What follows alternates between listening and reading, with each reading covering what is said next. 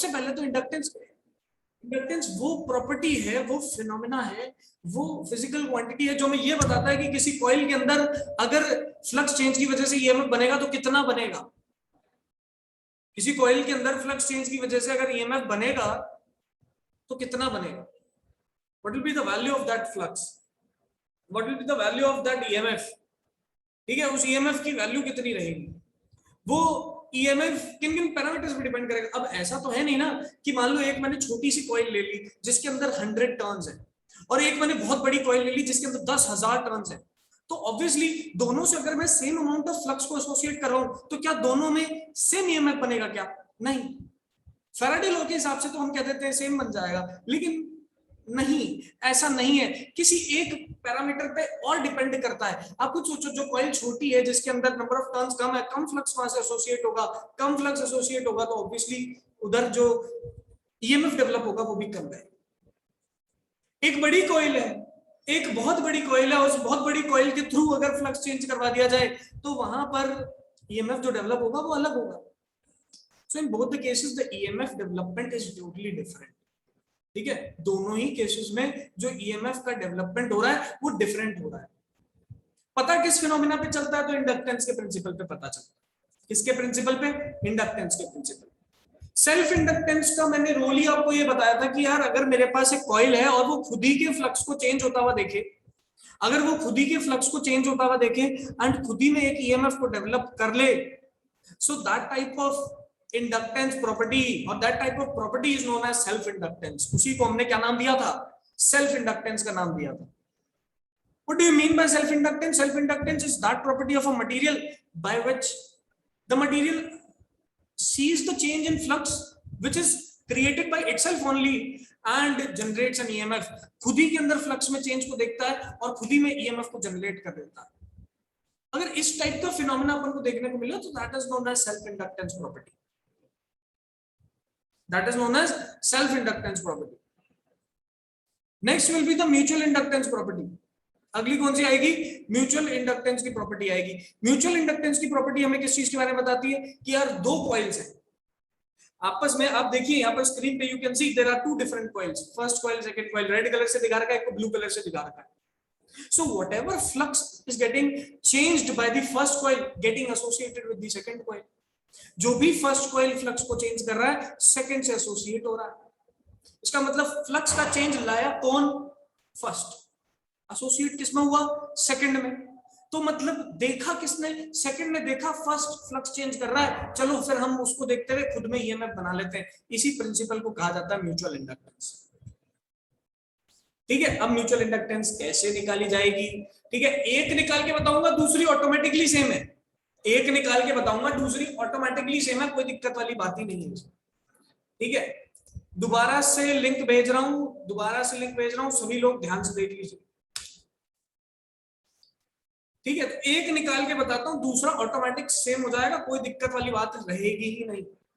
आप ये देखिए कि इस फ्लक्स चेंज कौन कर रहा है, मैं मान लेता हूं फ्लक्स चेंज कर रहा है second coil. Sir 31 science, flux change कौन कर रहा है, मैं मान लेता हूं फ्लक्स चेंज कौन कर रहा है, सेकंड कॉइल फ्लक्स चेंज कर रही है। तो मैं लिखता हूं due to the change in magnetic flux by the second coil. अरे मैग्नेटिक फ्लक्स में चेंज की वजह से, किसकी वजह से, सेकंड कॉइल में फ्लक्स के चेंज की वजह से अगर फर्स्ट कॉइल देखे, अगर फर्स्ट कॉइल देखे तो वहां जो ईएमएफ बनेगा, उस फर्स्ट कॉइल में जो ईएमएफ बनेगा, that will be the result of mutual inductance of first with respect to second. So we can say that the flux is getting associated with the first coil. First ही तो अपने अंदर flux में change देखेगा, लेकिन ला कौन रहा है ये चेंज, सेकंड कॉइल ला रही है। तो मैं यह बोलूंगा mutual inductance of first with respect to second, mutual inductance of first with respect to second. Right it down. यहां पर देखेंगे, ध्यान से देखना, मैं नंबर ऑफ टर्न्स को क्या लिखता हूं, स्मॉल n1 इंटू एल। क्यों लिखा मैंने? क्योंकि मैं जानता हूं कि number of turns per unit length जो होता है वो होता है स्मॉल एन। तो मैंने यहाँ पर ले लो ऐसे लिख दिया, small n is the number of turns per unit length. Number of turns per unit length को मैंने स्मॉल एन से डिनोट किया। ठीक है भाई, स्मॉल एन से मैंने ऐसे डिनोट कर दिया। कैपिटल एन की वैल्यू मैंने निकाली small n into L, total length से मल्टीप्लाई किया, कैपिटल एन की वैल्यू आ गई। आगे है मेरे पास फ्लक्स। अब बेटा फ्लक्स आ किसकी वजह से रहा है? सेकंड कॉइल की वजह से। सेकंड कॉइल ने मैग्नेटिक फील्ड का चेंज किया है तो B2, लेकिन एसोसिएट किससे हो रहा है? फर्स्ट कॉइल से, तो A1। ठीक है, B2 multiplied by A1 will be equal to M12 into I2। जब यहां से सॉल्व करूंगा तो बनेगा N1L multiplied by mu naught N2, second coil की बात हो रही है ना। ठीक है, multiplied by I2 multiplied by pi R1 square is equal to M12 I2। I2 से I2 गया, M12 की वैल्यू क्या आ गई? सो M12 की वैल्यू आ गई mu naught pi N1 N2 R1 square into L, and this is the value of mutual inductance through this coil। ये मेरे पास वैल्यू आ गई, किसकी वैल्यू आई? म्यूचुअल इंडक्टेंस की वैल्यू आ गई इस कॉइल की वजह से। म्यूचुअल इंडक्टेंस की वैल्यू आ गई फ्रॉम दिस पर्टिकुलर कॉइल। तो आई होप आपको यहां तक बात समझ में आई होगी। फटाफट सभी लोग बताइए, इज इट क्लियर और नॉट? इज इट क्लियर और नॉट? समझे, लॉजिक समझे। एक कॉइल ने फ्लक्स चेंज किया, एसोसिएट दूसरे से हुआ। अब जब मैं म्यूचुअल इंडक्टेंस सेकंड का फर्स्ट के रिस्पेक्ट में निकालूंगा ना, तो भी मैं सेम तरीका यूज करूंगा। तब मैं I1 यूज करूंगा। क्यों? क्योंकि मैं जानता हूं फर्स्ट अब करंट चेंज करेगा, उसकी वजह से फ्लक्स सेकंड से एसोसिएट होगा, एंड फिर निकाला जाएगा, वैल्यू सेम आएगी। Value will be same only, value will be same only, there will be no change in value, there will be no change in value. कोई भी वैल्यू में यहां पर चेंज देखने को आपको नहीं मिलेगा।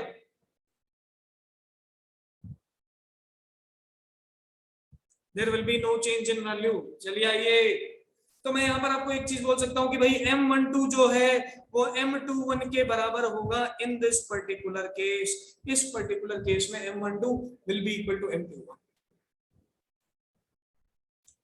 Mutual inductance and self inductance are two different cases. पहले केस में सेल्फ इंडक्टेंस में कॉइल जो है वो खुद ही के फ्लक्स को चेंज होता हुआ देखती है एंड खुद ही के अंदर एक ईएमएफ को डेवलप करती है। कॉइल जो है वो खुद ही के अंदर एक फ्लक्स को चेंज होता हुआ देखती है और खुद ही के अंदर ईएमएफ को डेवलप करती है। So that type of principle और that type of phenomena is known as self inductance और सेल्फ इंडक्शन। म्यूचुअल इंडक्टेंस या म्यूचुअल इंडक्शन मतलब दो कॉइल्स हैं, फर्स्ट कॉइल ने फ्लक्स चेंज किया, सेकंड से एसोसिएट हुआ, सेकंड में अपने आप ईएमएफ बन गया। सेकंड कॉइल फ्लक्स चेंज करेगी, फर्स्ट से एसोसिएट होगा, फर्स्ट में ईएमएफ बन जाएगा। ठीक है, तो these are known as mutual and self inductance. इसी को हम म्यूचुअल और सेल्फ इंडक्टेंस कहते हैं।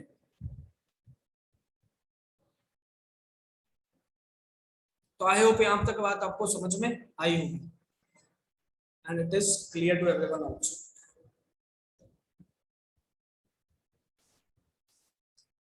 अब यार जहां पर इंडक्टेंस बनता है वहां पर कुछ ईएमएफ डेवलप होगा।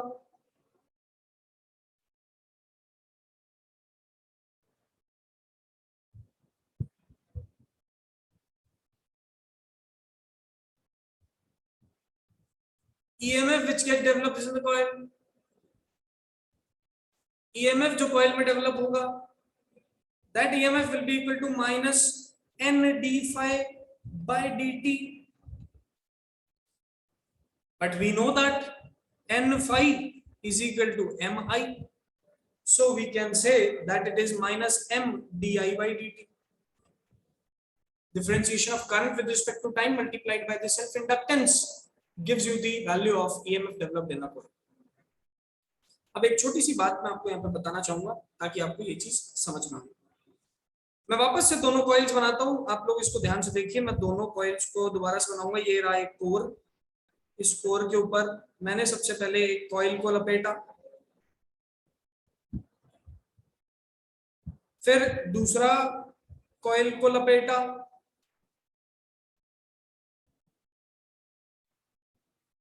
पहली कॉइल लपेटी, दूसरी कॉइल लपेटी। गौर से देखिएगा, बहुत इंपॉर्टेंट है। पहली कॉइल लपेटी, दूसरी लपेटी, ये लो ब्लू को मैं नाम दे रहा हूं फर्स्ट कॉइल, ये सेकंड कॉइल। अब अगर मैं EMF developed in first coil की बात करूं ना, तो आप बोलोगे सर मजेदार बात बताता हूं एक। क्या मजेदार बात है कि यार ईएमएफ फर्स्ट कॉइल में ना, एक तो सेकंड की वजह से डेवलप होगा, जिसको मैं लिखूंगा EMF in first due to second, और एक मैं लिखूंगा EMF in first due to first. ऐसा क्यों लिखा मैंने, ई11 क्यों लिखा? ई11 इसलिए लिखा क्योंकि यार ईएमएफ बनने के दो कारण हो सकते हैं, या तो कोई दूसरा कॉइल फ्लक्स चेंज करवा दे, या तो खुद ही में फ्लक्स चेंज हो जाए। या तो कोई दूसरा कॉइल फ्लक्स चेंज करवा दे, या तो खुद ही में फ्लक्स चेंज हो जाए। अगर दूसरा कॉइल फ्लक्स चेंज करवाता है तो म्यूचुअल, खुद ही में होता है तो सेल्फ। तो यहां पर मैं लिख सकता हूं -M12 DI बाई dt, या फिर मैं लिखूंगा M-L1 DI बाई dt। मतलब आप देख पा रहे हैं कि एक बार तो फ्लक्स कहां चेंज हुआ है, एक बार फ्लक्स चेंज हुआ है दूसरी कॉइल में, और एक बार फ्लक्स चेंज हुआ है खुद की कॉइल में। तो दोनों टाइप के ईएमएफ यहाँ पर डेवलप हो सकते हैं। हमने निकाला पहले क्या था, हमने निकाला पहले सिर्फ म्यूचुअल था, हमने निकाला पहले सिर्फ म्यूचुअल था। लेकिन अभी अपन क्या कर रहे हैं, ये देख रहे हैं कि यहाँ पर टोटल कंबाइंड इफेक्ट क्या रहेगा। तो वो combined effect due to mutual and self दोनों की वजह से रहता है। वो कंबाइंड इफेक्ट यहाँ पर दोनों की वजह से रहता है, म्यूचुअल और सेल्फ दोनों की वजह से। आप लोग सभी मुझे बताएं यहाँ पर, क्या ये बात सबको क्लियर हुई कि नहीं हुई? अरे बोलो।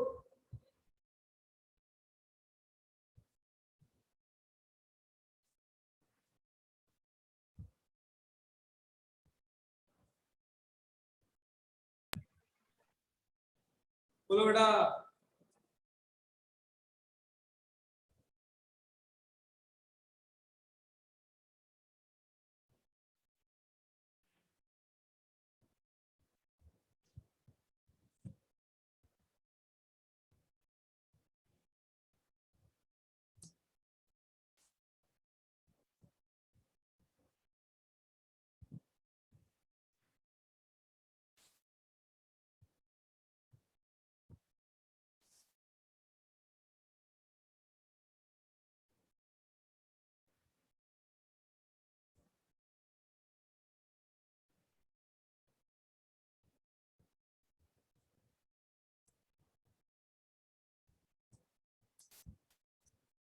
बेटा दो चीजें होती हैं, या तो सेल्फ इंडक्टेंस होता है या म्यूचुअल इंडक्टेंस होता है।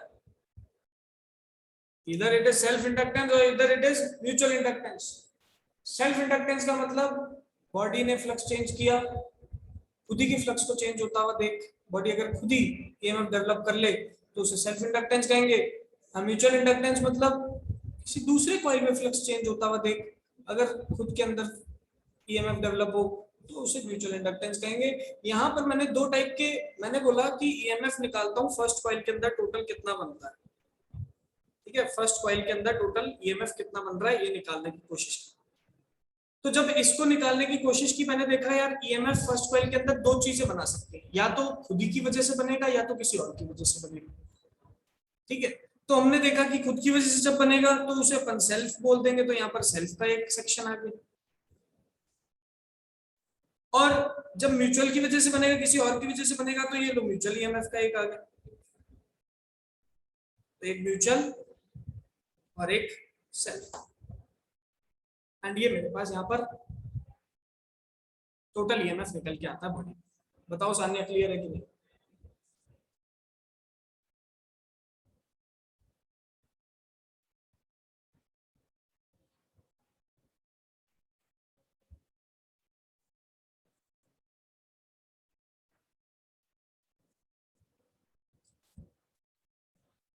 किसी को कोई भी डाउट है तो बताइए, चैट सेक्शन में लिख के बता दो if there is any doubt.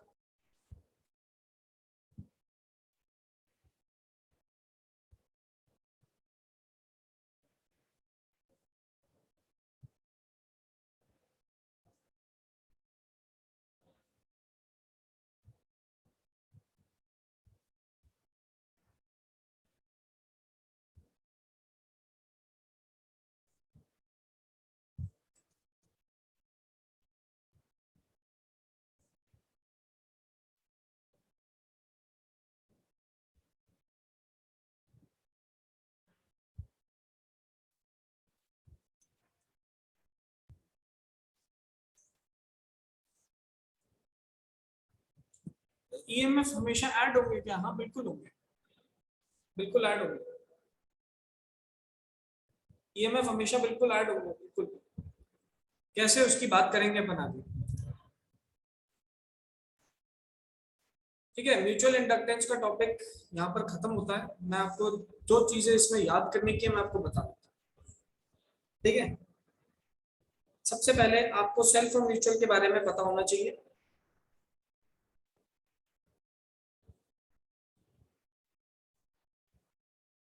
सबसे पहला। सेकेंडली, जो फॉर्मूले हैं L D I by D T and M D I by D T, EMF के इन फॉर्मूलों को आपको पता होना चाहिए।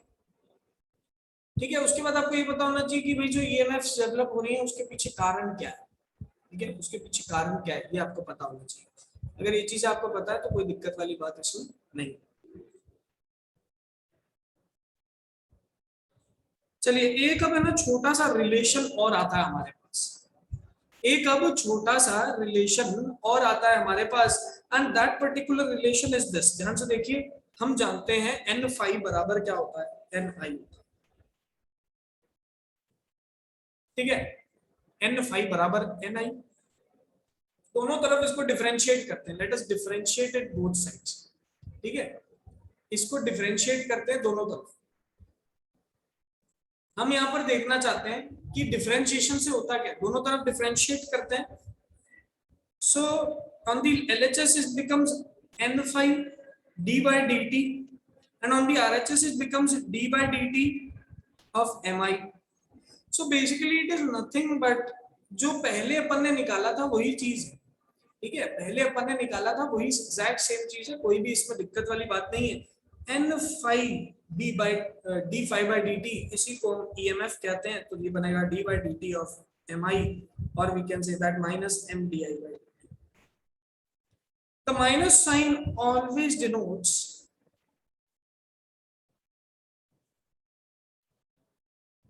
that the coil opposes the change in magnetic flux। और ये बात फैराडे हमें बचपन से चिल्ला चिल्ला कर बोल रहा है।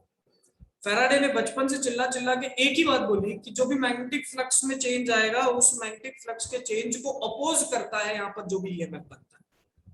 whatever EMF will be developing in the circuit will oppose the change in magnetic flux। वो मैग्नेटिक फ्लक्स में चेंज को क्या करेगा, अपोज करेगा। बेटा ये चीज का ध्यान रखेंगे सभी। यहां पर हमारा इंडक्टेंस टॉपिक जो है वो होता है कंप्लीट। किसी को कोई भी डाउट आए तो हैंड रेज कर सकता है, मैं रिकॉर्डिंग पॉज करूं। तो आप लोगों सभी ने अटेंडेंस बढ़ ली होगी। आज अपन ईएमआई चैप्टर को भी खत्म कर रहे हैं, तो हमारा कोर्स एकदम बहुत ही अच्छे ट्रैक पे चल रहा है, बहुत ही अच्छे ट्रैक पे चल रहा है। ईएमआई चैप्टर के बाद अपन इसी चैप्टर कंप्लीट करेंगे, एंड पूरी फर्स्ट बुक का पर चैप्टर 200 ऑब्जेक्टिव क्वेश्चंस करने वाले हैं।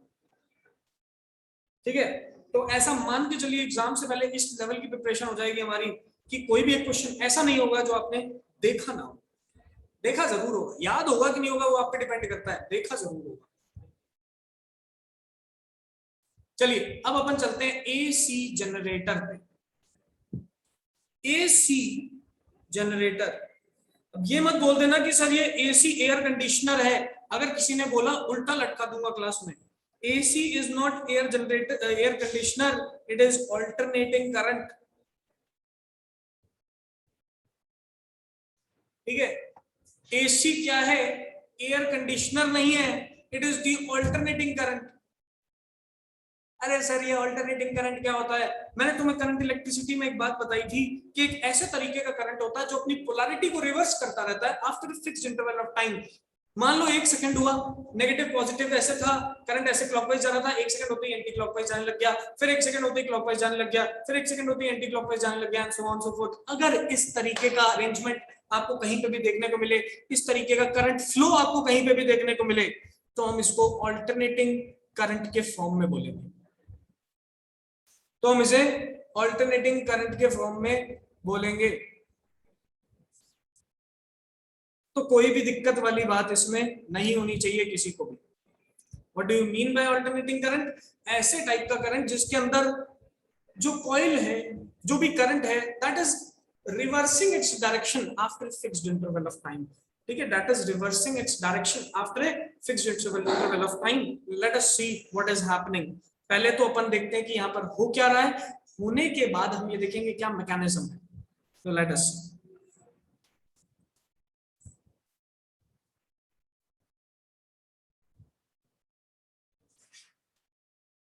नॉर्थ पोल, साउथ पोल, ठीक है, बीच में रख देते हैं कॉइल।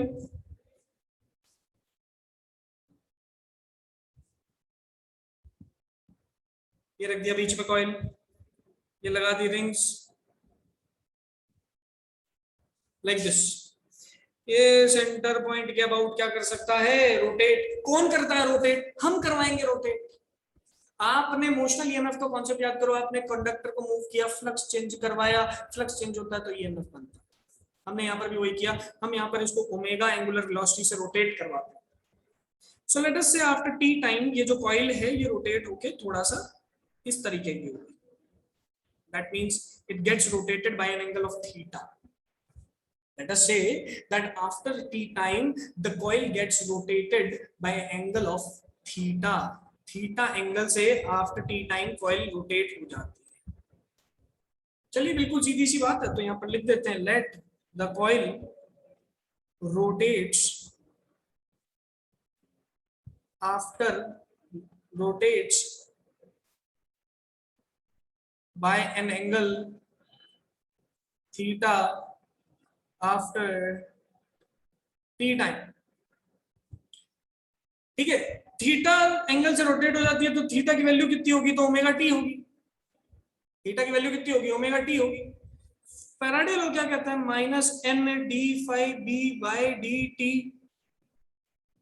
फाइव बी को अपन क्या लिख सकते हैं, minus N D by D T of B into A, magnetic field into area. और magnetic field into area flux होता है आगे कॉस थीटा भी तो आता है। थीटा में वैल्यू को पुट करेंगे सभी, तो यहां पर बनेगा minus N B A D by D T of cos omega T. After differentiating we will get n b a omega sin omega t, and this is the formula for EMF which we are getting in an AC generator. आप बोलोगे sir ये क्या बता दिए, समझ में ही नहीं आए, तो ऊपर से निकल गया। बेटा मेरी बात सुनो, हम जानते हैं फैराडे लॉ क्या कहता है, minus N D five by D T is the EMF generated.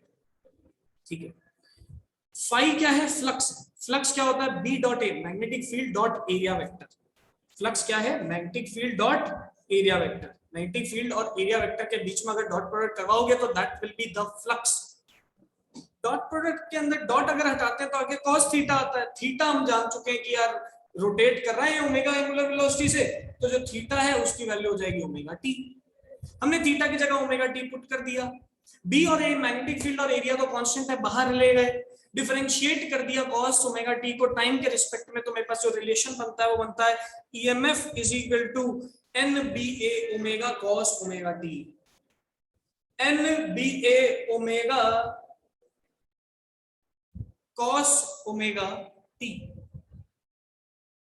ठीक है, अब ये N B A omega sorry sine omega T, इसमें एन बी ए ओमेगा को मैं लिख देता हूं ई नॉट के बराबर। तो E is equal to E naught sine omega T मेरे पास यहाँ पर रिलेशन निकल के आता है E is equal to E naught sine omega T मेरे पास रिलेशन निकल के आया. What is E naught? E naught is the NBA omega which is the maximum value. अब देखो यार 11th क्लास किसी ने अगर थोड़ी सी भी पढ़ी है तो उसको जरूर याद होगा y is equal to A sine omega T. ऐसी वेव की इक्वेशन बनती थी और वेव की इक्वेशन बनती थी तो ये मेरे पास ईएमएफ की भी यहाँ पर इक्वेशन बन रही है.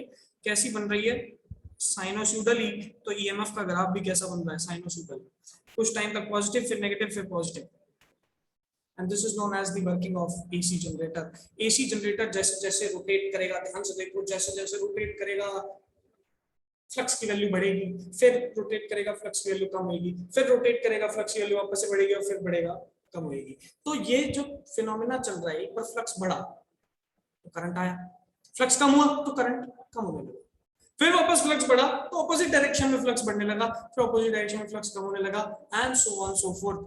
यहां पर हमें देखने को मिला कि भाई क्या चल रहा है. AC generator works on the principle of Faraday's law of electromagnetic induction. What is the formula for EMF which is getting generated? So the formula for EMF which is getting generated is E is equal to NBA omega sin omega t. What is NBA omega? It is the maximum value of EMF. ये हमारे पास जो निकल के आया, ये क्या निकल के आया? Maximum value of EMF. EMF की मैक्सिमम वैल्यू निकल के. बेटा इस चैप्टर में आखिरी टॉपिक था ये. अब इस पे थोड़ा सा डिस्कशन और बाकी रहता है जो कि अभी की क्लास में नहीं, हम अगली क्लास में पढ़ेंगे. लेकिन पढ़ेंगे सर, जो कि अभी की क्लास में नहीं, हम नेक्स्ट क्लास में पढ़ेंगे. But we will discuss about that in the next class. थोड़ा सा बड़ा टॉपिक है और फिर एनसीईआरटी क्वेश्चंस पे अपन चल जाएंगे. किसी को कोई भी डाउट है तो हैंड रेज करके मुझे बता सकते हैं.